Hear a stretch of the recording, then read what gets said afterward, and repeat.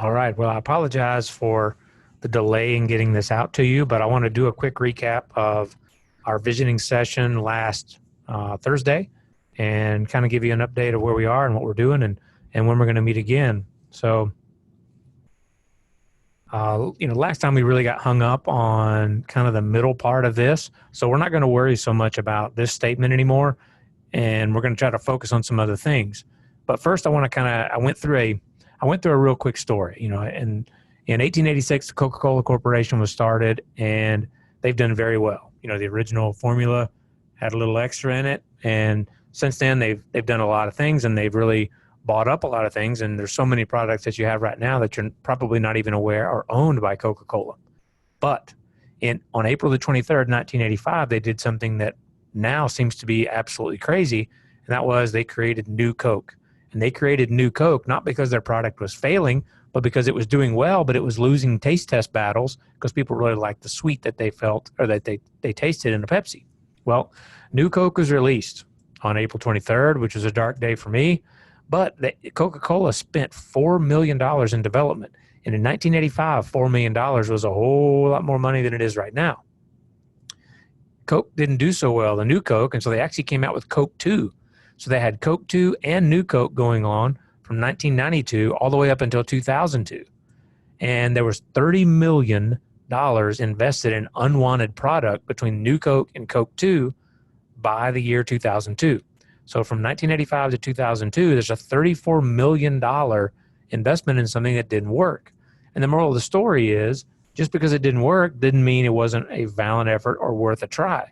Because, in July 1985, Coke Classic was brought out. And when Coke Classic was brought out, not only did it bring back people who didn't like New Coke, but other people were attracted to it because it was the classic thing. And now this is more in line with what you see. Was taking the risk on something that was working worth it? Well, sometimes, again, you have to break something that is working in order to make it better. And $34 million seems like a lot of money, but for Coca-Cola, it really wasn't that much money because they've made way more than that since then. Because, again, nothing stays the same. Time's always ticking, and so you're either getting better or you're getting worse. So has Coca-Cola taken any more chances? And the answer to that is absolutely yes. There's so many different flavors of Coca-Cola now. You can always go back to the classic if you want, but you can get all kinds of flavors that you're looking for. These freestyle machines are everywhere. So there was something to it and something in that decision and that willingness to take a risk. We are kind of at that point now. We've identified a lot of things. We've kind of grouped them here. We've talked about them really for a long time, and it's time to really kind of move on. And so when we get to a point of where and who do we want to be, that was really the heart of our discussion the other night. And one of the things that we wanted to do is kind of think about who we want to be and how do we want to do it. And the how do we want to do it is just as important as answering the question of who or what we want to be. And everyone was given a worksheet that had two columns. One was who or what do we want to be, and then the how do we do it.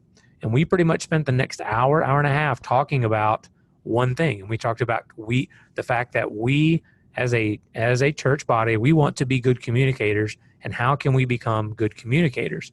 And I thought the discussion was great. I thought we identified things that were very important.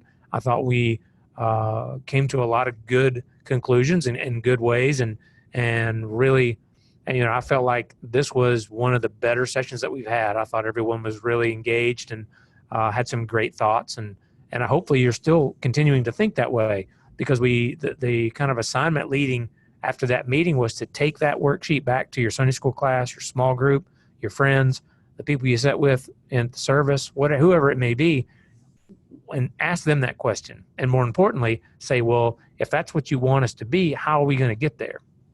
And hopefully we'll bring those together next week, because we are going to meet next Thursday, March the 12th at 6 o'clock.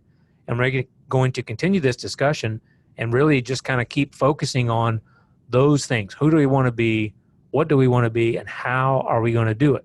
And I really think we're making some amazing progress now. Things are really starting to move quick. And hopefully I look forward to seeing you all there. And we'll have a lot more things to throw up on the board. Thank you.